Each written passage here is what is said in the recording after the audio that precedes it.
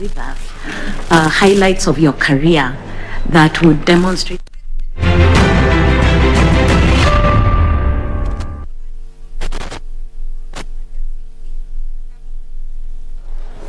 Thank you, Madam Chair.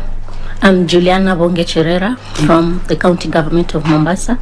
I'm currently the Accounting Officer, the County Chief Officer in the Executive Department. Thank you for your question. You asked me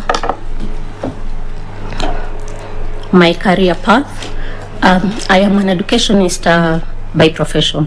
My first degree was education and Bachelor's of Education Arts. I did Kiswahili and Geography. Then I mastered in Education, Leadership and Management. Later on, I did Diploma in Project Management at Kenya Institute of Management. And then I also did Diploma in ECD. Yeah. So that is my career path, though currently I have really taken the route of management with the Diploma of Management and my Master's being Leadership and Management. I have done government courses at Kenya School of Government. I did my SMC, Senior Management course at the Kenya School of Government in Mombasa. I also did my SLDP, that is Strategic Leadership Development Program at Kenya School of Government in Nairobi. With that, it has given me the management skills and what is required in government, government procedures. I am a hands-on person in this career field. I've also gained a lot of experience being the accounting officer at the executive. I have managed different units. Sorry.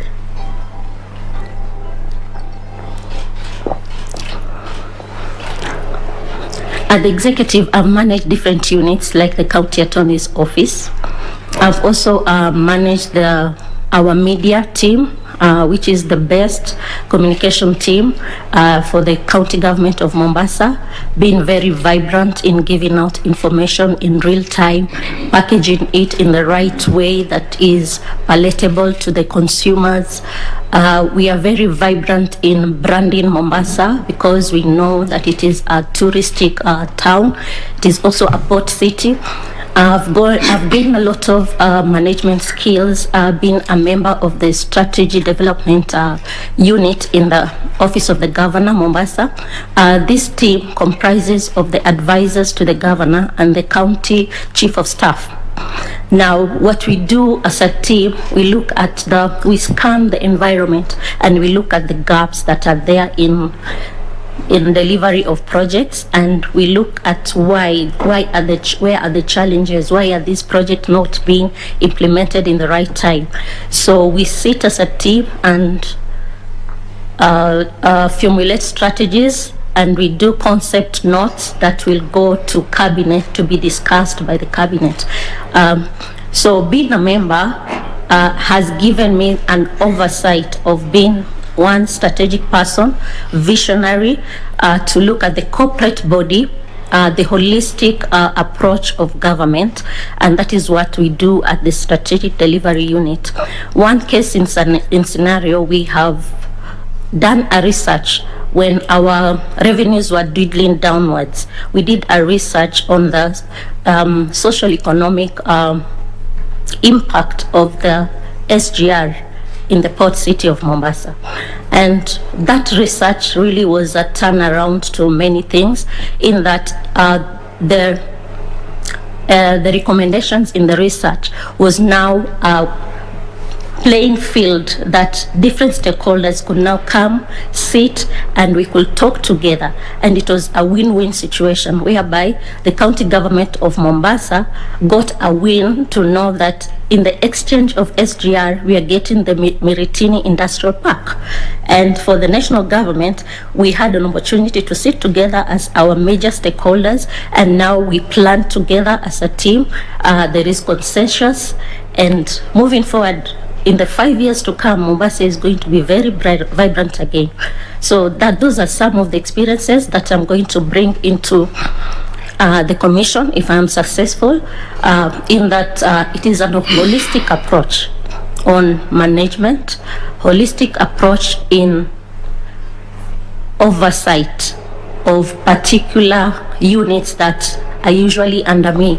Like I said, the communication unit. I'm also in charge of the county secretary and the cabinet for the county government of Mombasa, in that I facilitate being the accounting officer. I've also been exposed into special programs. We have special programs. Being the executive, we do intergovernmental relations with our stakeholders, whereby we deal with issues that are rampant in Mombasa, like the counter-violent extremism. We have a directorate that we initiated and formulated in our organization structure, whereby issues to deal with counter-extremisms have been handled. We go down to the grassroots level and we talk to the mama mboga, we talk to the youths, and we talk to every stakeholder so that we are able to live together in cohesiveness. We are the best county in terms of cohesion and integration, whereby we are all inclusive. These are some of the good governance that we have implemented in the executive, whereby all our projects and everything, we make sure that we go down there, we do public participation, we talk to the people, we move kule vichochoroni huko chini, we talk to the people, we bring them on board, we discuss together. So this one, I'm going to bring it on the table. I have no problem in working anywhere in this country. Being born and raised in Mombasa, a cosmopolitan city, whereby the whole of Kenya lives in Mombasa. There is no tribe that does not live in Mombasa. I have taught for 13 years in Mombasa. First, I taught at Bohora School. It is called Al Madrasa Burhania. I have taught at the Islamic Teachers Training College. I have taught at Kajembe High School. That is when I was employed by the Teachers Service Commission. I have also taught at Kajembe Boys. So that experience and dealing with the young people and dealing with the parents, and then later on getting into county government, this one has given me exposure to work with everyone and to ensure that these people are included and are brought in board and are given information of what is expected of them by the commission. This is what I'm going to bring on board. To continue, what I'm going to bring on board is the experiences that I've gathered over time. You remember the COVID-1. We know that it really hit Mombasa, and Mombasa was the first county that was locked. In that time, we were not prepared about how to handle COVID. We were getting the informations from the public health on the protocols. Our people were locked down. They could not move out and do business. For your information, Madam Chair, Mombasa, we have a population over 1 million that work in Mombasa but live outside Mombasa. So we are so interconnected and related to each other. While the lockdown was done, it was very hard for the people of Mombasa. Their economic, the income was now down because they could not go out and work. So what we did as the strategic delivery unit, we quickly formulated this, the Mombasa County Nutrition, Household Relief and Nutrition Program, whereby we partnered together with private sector. We worked together in preparation, implementation of this project, whereby we delivered food to the household, door to door. And I was in charge of one sub-county called Kisauni sub-county. It is very vast. I was given that responsibility. We were delivering food at night. It was a very strenuous exercise. We worked over day, and at night we are back in the field. And Madam Chair, that was the time that our Muslim brothers were also having their Ramadan. So it was really hard, but we managed to take advantage of that time of Ramadan and that time of the curfew, so that at night, together with the security in Mombasa, we worked so well with the county commissioner, we were able to deliver food to the doorsteps. So this one, and I look back to the mandates that is with the IEBC, conducting elections to the grassroots, and I believe I'm up to the task to oversee this exercise from the beginning to the end. Okay. Thank you so much, Juliana. Allow me to ask you if you are a registered voter. Yes, I am. Where did you vote in the last election? I voted in Mwembe Tayari. My polling station was Kobles, where we have the Red Cross. Mm-hmm. Thank you so much. I'll request Mr. Morris Kimuli to ask you a few questions. Thank you very much, Chair. Juliana. Yes. Let me just confirm so that we may know you better. You say that you have done very well branding Mombasa and you are the best county. Is there a study that has shown that Mombasa is the best county? No, we've not conducted a study, but when you look at, when you scan around the environment and you ask anyone about something that is happening in Mombasa, they know. But when you ask someone something that is happening in another county, let me not mention names, it is neither here or there. So to us, we have employed a business strategy in our communication to brand Mombasa, because we know what communication means and we know what branding is all about. And knowing that Mombasa is a touristic port city, yes, it needs a lot of branding. Okay. Now, when you look at our law, to some extent, during the election period, members of the executive are barred from participating in open campaigns. Is that a correct statement? And ministers in our government go out campaigning during elections, for example, by elections. When you are sitting as a minister, you are serving as a minister or a member of the executive, can you go out campaigning in accordance with our law? No, you cannot. Why is that? Because they are state officers, and because they will use public fund to go out and campaign. They are not allowed to. Are ministers, let me call them ministers, they're not ministers by law, at the county level, also state officers bound by the requirement not to engage in campaigns and political activities, partisan political activities? The executive committee members, they are state officers. They are not public officers. So if you are a commissioner in IEBC, one of the things you would do is to see to it that ministers and employees of county governments do not participate in partisan electioneering while they are serving. Is that something you think you would do, or it would not be within your mandate as a commissioner of IEBC? It is within the mandate to ensure that the code and conduct of election has been observed. If they're going to participate, of course, they'll participate through their political parties, and that will be very wrong. That will be very wrong. Yes. Now, in your view, is a governor a state officer for the purposes of the Public Officer Ethics Act and our electoral laws? Yes, the governor is a state officer. And therefore, by necessary implication, therefore, Juliana, a governor would also be barred from going out and engaging in partisan campaigns? No. With a state officer?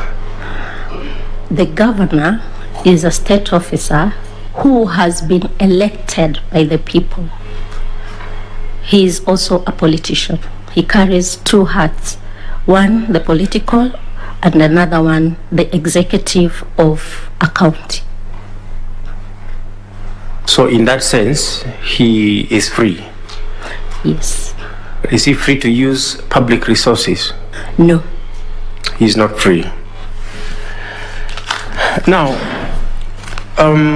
in your case study, or the one you responded to, you talked about when you are dealing with the question of young people, dead people appearing in the electoral register, the voter register, and young people being unregistered, you said that one of the solutions you thought was apt was to integrate data between IEBC and the register of births and deaths.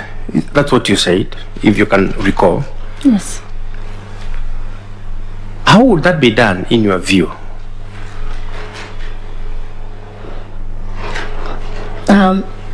That one is very possible. That the office that deals with deaths and births, the Office of Registrar of Persons, the system should be so interconnected with the data that we have at IEBC, so that when death has been reported there and they expunge that name, it gives a red alert on this other side, so that there is communication. Like I'm seeing a red alert here, what is happening? Then it is communicated to them, to IEBC, that this person is normal. So since registration is a continuous process and cleaning up of the register is a continuous process, and people are dying every day and people are getting IDs every day, so that one, when it is interconnected electronically, it's going to be an easy thing. We won't have scenarios that after 5 years we still have dead people in the register. Now, in your view, Juliana, does IEBC have the legal framework to get hold of the registrar, the register of persons or the register of deaths? Does it have a legal framework allowing it to do that? No, but it has a stakeholders framework. It has stakeholders framework. Now, to what extent, in your view, do you think the Huduma Center's framework and structure can be used for this purpose? Yes, the Huduma Center has really worked very well in bringing the services that were previously in the headquarters Nairobi to the people in the counties. That one can easily happen, but it won't be as effective as if these systems were interconnected. For example, I can give an example of NHIF, or any payment system. If you've not paid and you go to get services, when your name is checked, it will show that you are not compliant to get the services. So if we as stakeholders work together and formulate a policy and formulate an interrelated structure, that one, I believe it's going to work so well. Okay, so you believe that there is a place for technology in this integration? Yes. You believe there is a place for technology. Now, in Mombasa, the best performing county according to you, how have you employed technology to ease service delivery to the members of the public? Briefly. Yes, we have employed technology. We have the B2G, business to government, whereby people can log into the website and check us and inquire of anything that you need from Mombasa County, the services that you need. So you log in, www.mombasa.go.ke, and then it will open up the page, and then you will inquire anything that you need. Even when you go to eCitizen, we are registered under that. And I know there are only few counties that are registered on e-citizen, and that's where you get government services. So Mombasa is compliant to that. We use technology so that our people can easily access our services. The services can be like payment of business permit, can be payment of land rates, can be just inquiring of the ECDs and the functions that are devolved to the government. Okay. Now, just one more question. Do you know if there is a vacancy in the office of a member of parliament? Do you know within what time a by-election should be held?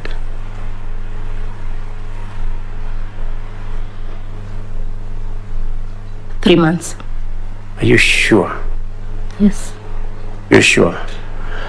Just mention two circumstances under which a by-election would occur in the office of a member of parliament. When the member of parliament dies. Yes. When the member of parliament is incapacitated, either mentally, physically. Member of parliament gross misconduct. Thank you. I just needed two. And thank you very much, and all the best, Juliana. Thank you.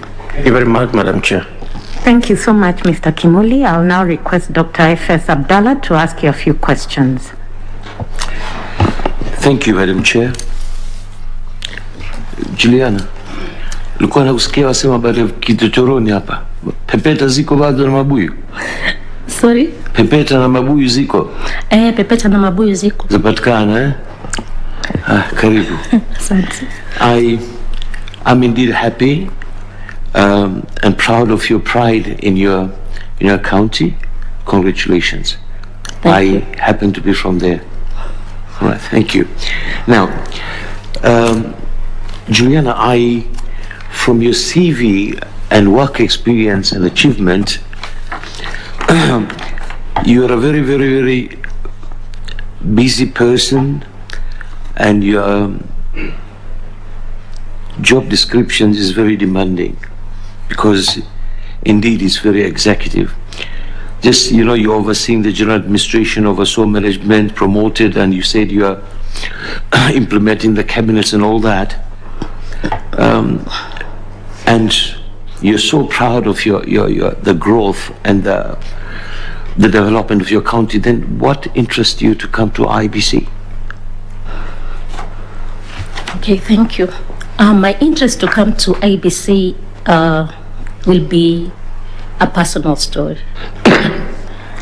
Now, back in 2007, when we first had the first post-election violence, I was staying in Mikindani in Mombasa when it happened. And you see, when it happened, we didn't know much about post-election violence. We didn't prepare. We didn't know that something like that can happen. So to me, it was a very disturbing thing.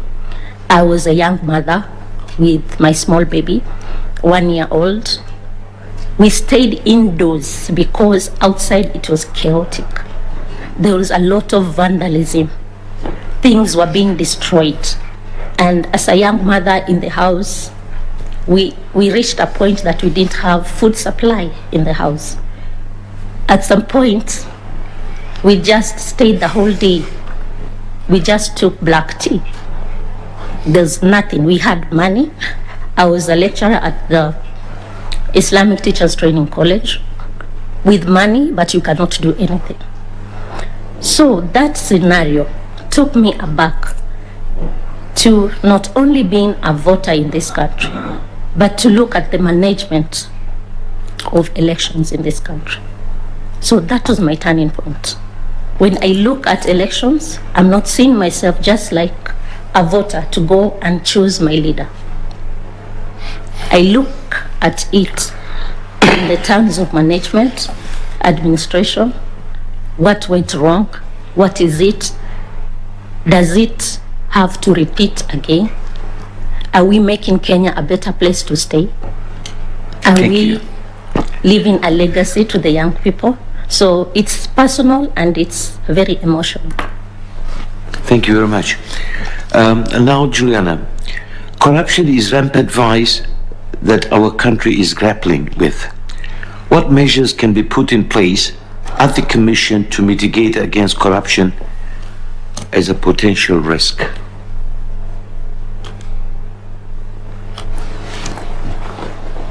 Corruption. First is to enshrine to the people the legislation that have been enacted, the code of conduct.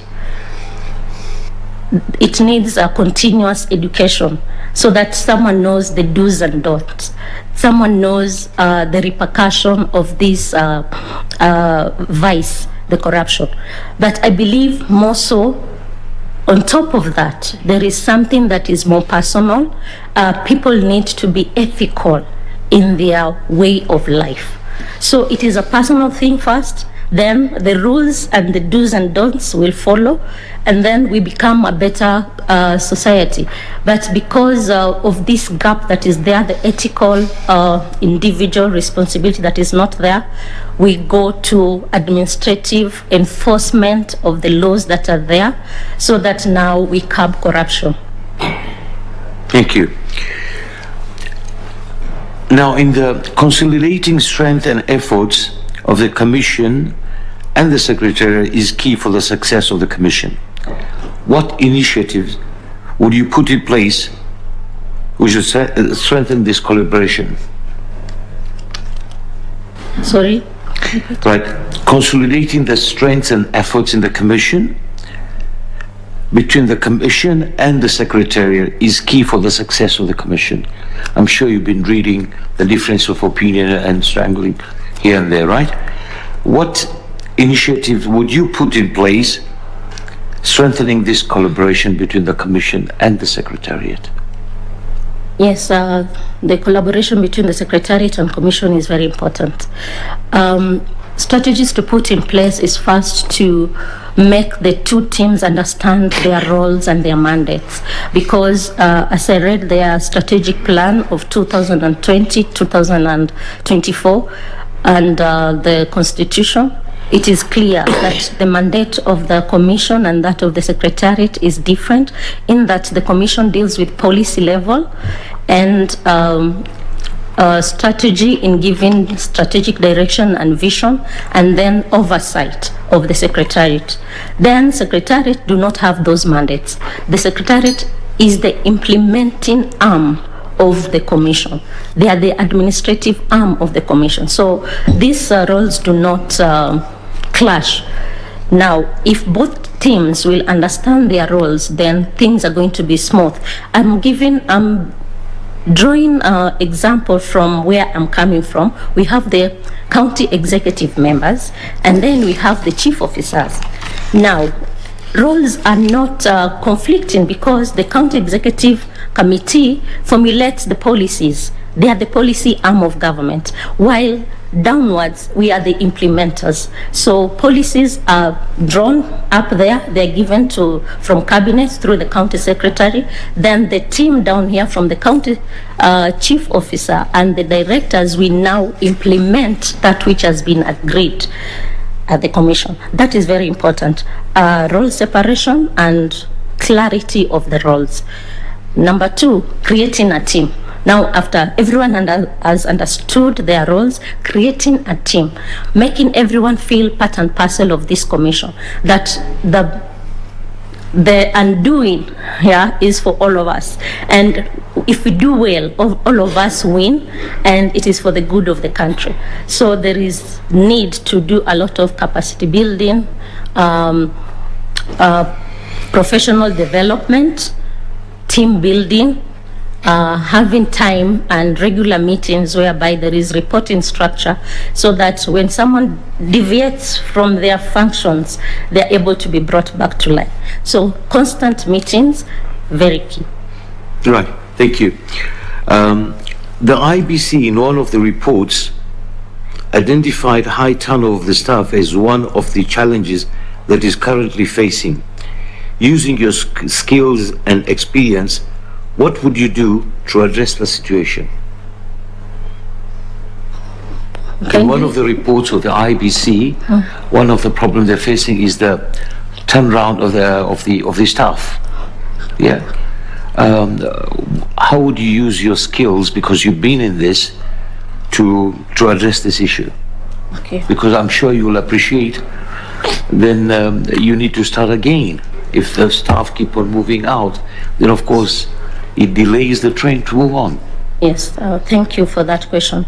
Now, staff high turnover from the commission being a problem, it's an indicator of something.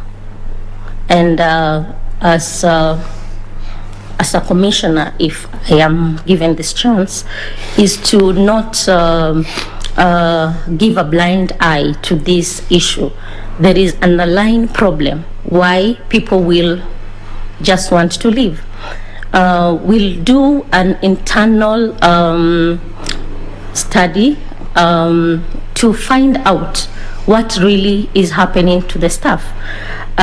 One, I can just think something. I say maybe the staff in IBC are facing insecurity problems. Of the tenure, yeah? It is insecure.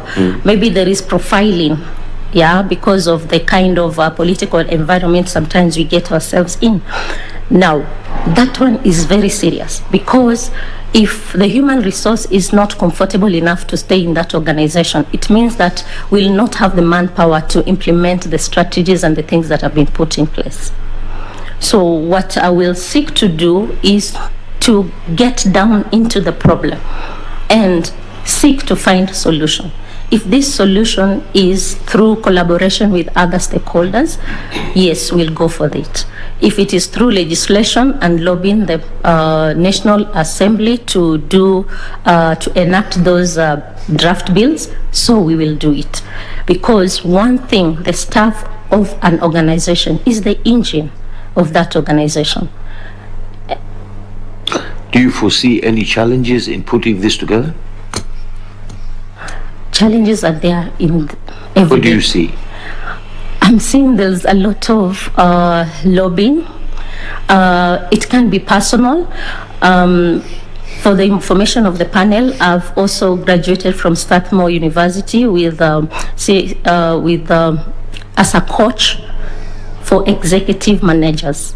So what I've learned at Strathmore University is that the managers in an organization, they face or they go through diverse challenges so that their input at their workplace goes down day by day. You can recruit someone this year, but within 3 years, they start doodling in their performance. It's not because they don't have the skills, not because they don't have the knowledge, but something in the environment has really affected them, and you can see it outwardly through their performance. Now, with my coaching skills, I will employ.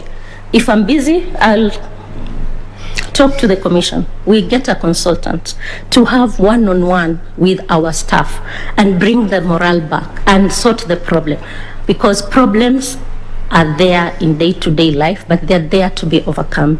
Thank you, Juliana. On a lighter note, maybe you should try and convince the counties of Kwale and Kilifi to give you the assignment of bringing back Korosho and Amadaf. All the best. Thank you. Thank you, Chair. Thank you, Dr. Abdallah. I'll now request Mr. Gideon Solonka to ask you a few questions. Thank you, Chair. Madam Cherera, Yes. what is a spoiled ballot? A spoiled Ballot. ballot. Yes. Okay, a spoiled ballot is one that has marks that are not on the intended box, intended space for voting. So that one will be spoiled. Okay, thank you. Define voter suppression in very simple terms. Voter suppression is making scenarios that will remove the right of a person to go out and vote. For example, what sometimes happens is you find that people's IDs have been taken. So on that voting day, they cannot come to vote. So that is voter suppression. So who is affected by voter suppression? both the voter and the candidate, the best candidate that was supposed to win, because this is manipulation, that someone has manipulated the circumstances to remove the right of this person from going out to vote. Okay. Now, can you give examples of how voter suppression happens today? One is what I've mentioned, IDs being taken. Another one... Taken how?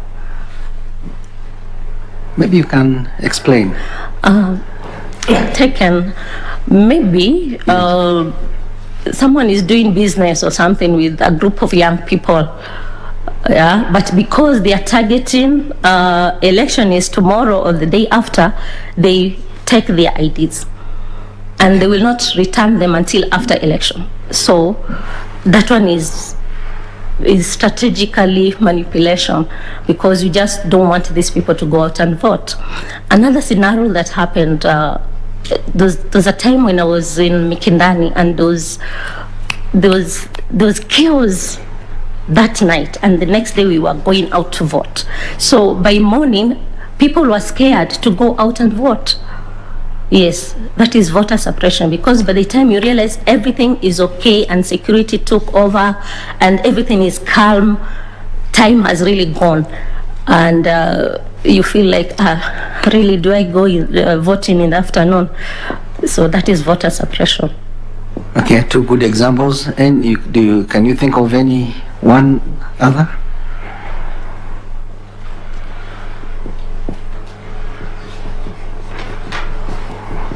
Okay, let's move on then. What are the possible solutions to voter suppression? One very key is voter education. Voter education, that this voter should be very aware that what is expected of you on the voting day is to have the ID and to have ABCD for them to be able to come and vote. Voter suppression can be eliminated by showing the people during voter education campaigns the importance of them to go out and vote, what it really means, that they are going to have a say, yeah, in electing their own leaders. And this one gives them the power to question the leader if they don't do what they promised them. So basically is to educate the people, empower them, so that when these scenarios come to play, they will know that come what may, I will not be hindered, I'll go exercise my right. What about in the case of violence? You just spoke of violence. Was it in Kisauni? It was in Mikindani, Changamwe. Yeah. Changamwe, yes. Yes. So in that case, what will you do so that voters will have that confidence to go and vote? It is unfortunate that something like that can happen, but good enough, the security personnel were up for the game and they cleared everything. By the time you are hearing what really happened that night, it was just a gunshot. It was just something that happened that night and no one was hurt. So basically all the stakeholders, good enough, they are on the ground, their ears are on the ground. And during voter education, the people should be aware that everyone and the whole country is on the ground and nothing is going to happen to stop them from going out to vote. And also we give them numbers. In case of anything, call this number. Okay. Yes, a hotline number. Okay, thank you. Is it possible for a voter to transfer their voter's registration to an electoral area other than the one the voter is registered in? If yes, what is the procedure to be followed?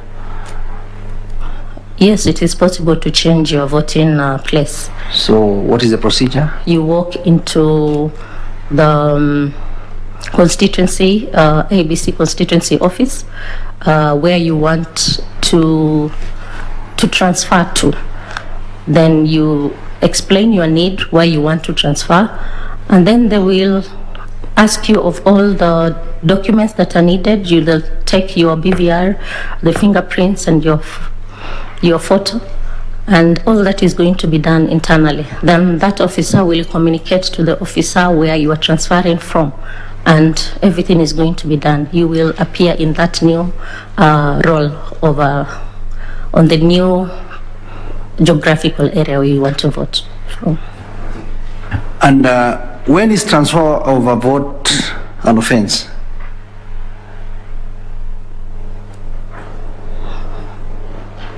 When is it prohibited?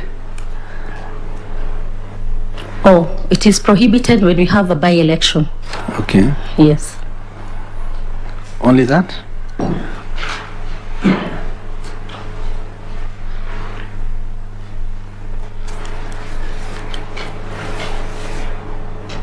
Can you, like, for example, mobilize people today that let us troop to this constituency for voter registration when there is when an election is ongoing? Close? No. There is a window that is open for voter registration. So when the window is closed, Yes. no, it's not possible to transfer your vote. Okay. Thank you, Madam Cherera, and all the best. Thank you. Thank you so much, Mr. Solonka. Let me request Madam Elizabeth Mayo to ask her questions. Okay, thank you, Chair. How are you, Madam Juliana? I'm fine, thank you. I've heard you speaking. You've really talked about stakeholders a lot in everything you are saying. So what are some of the key issues do you think IBC should take into consideration while developing strategic partnerships with stakeholders for purposes of voter education?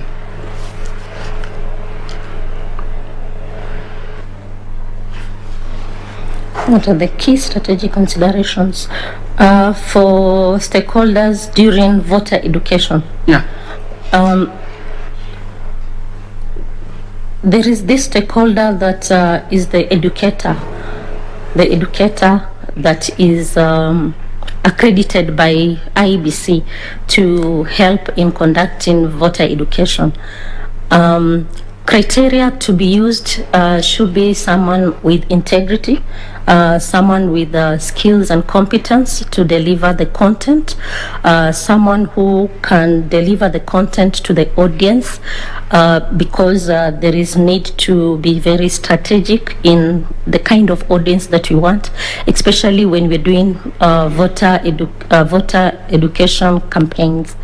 Yes, so there are those competences, integrity, the ethos, and then yes, someone with the knowledge and the skills. Okay, thank you, Juliana. When you talked about your performance at the county, you've been at the county from 2014 and you're still there. You spoke of being a member of Strategic Development Committee, and what you really do is to improve performance at the county, you scan the environment and identify the gaps, am I right? Yes. After doing that, you sit as a team, formulate strategies and oversee implementation. Now I want you to move from the county to the commission. If you are appointed today and you scan the environment and find that the participation of special interest groups in electoral process is wanting, what will you do as a commission? Thank you, Madam. When we scan the environment and see that participation of the minority group is wanting, we'll quickly do, if time allows, we will quickly do a crash program. And for the crash program in management, I'll call it the RRI approach, the Rapid Result Initiative, whereby you give that team 100 days to perform their duties as quickly as possible to the targeted teams. If they are women, if they are people living with disabilities, that their numbers are down, but on the reality we know that they are more than what have registered. So we'll do an RRI, and will be very targeted to these teams and where they are. Something else that needs to happen is to move to where they are. If it is Mama Mboga, you move to the marketplace. Place your table somewhere there with just an umbrella, kind of a tent, and provided that the work is going to be done. You move to the water points where they are fetching water, and you register them from there. So I will employ strategies that are really down to earth, but are very productive by the end of the day. Okay, thank you. Still on Mombasa County, you've told us Mombasa County is county number 1, the best county in the country. We still need to know why you think so. That is good. You are proud of your county. At the county, you helped in automating the county attorney's legal services. I'm right, eh? Yes. And because of COVID-19, because you wanted business continuity. Yes. If appointed as commissioner, what do you think you will do to ensure business continuity, especially on voter education during this pandemic? Oh, thank you. This pandemic has given us protocols that limit the number of people you can sensitize at a particular time in a given hall. So we will I will propose to employ automated methods. Yes. In that we will have more of the media, more of usage of the social media platforms. We get airtime to showcase and to educate people on the national platforms, the TVs. Then we'll go to social media, the Twitters, the Facebook, and even have some clips in the YouTube. But you see, this will be limited to a particular kind of group that can access e-services. For the people down there that they cannot access these services, we will still go out there and have several meetings in different locations. Like point A, we are meeting 100 people according to the protocols. Another team is meeting another different team at the same time concurrently, so that we follow the protocols that have been laid down, but still achieve our mandate. But we will really revamp the social media platform. Yes, and very targeted. One thing about social media is that if you want to make something trend, you have to be strategic on the time that you make this information out. You cannot trend something. For example, in Mombasa, we usually have this silent policy that if the national government is doing something major, it will take the day. So that day we will not put our information out because it will be wastage of airtime. So we let 3 days pass. Then now we scan the environment again and then see that now it is conducive for us to put our information out. So that way you are not overdosing your audience with information, that this information from the national government, which is very important, and you're also giving you another kind of information down there, the county, it will not work. So being strategic and scanning environment is very important, and that is what I've been doing day to day. Okay, thank you. IEBC as a commission deals with many stakeholders, and each and every stakeholder has got different expectation. How will you manage as a commissioner to address the different expectations from the various stakeholders?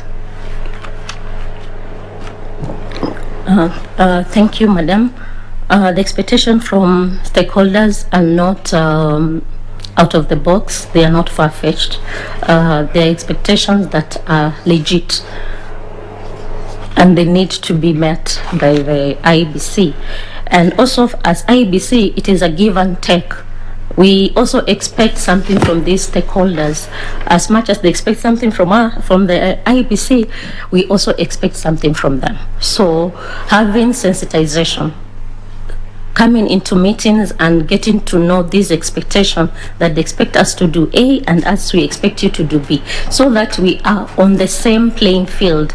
We have a compromise. If something that it is far-fetched cannot be implemented at that particular time, maybe later on, we have a platform to engage and to say the challenges where they are. So it is a give and take. It is about compromising. It is about understanding each stakeholder so that we can agree with them that for the purpose of this election, these are the parameters that we can deliver.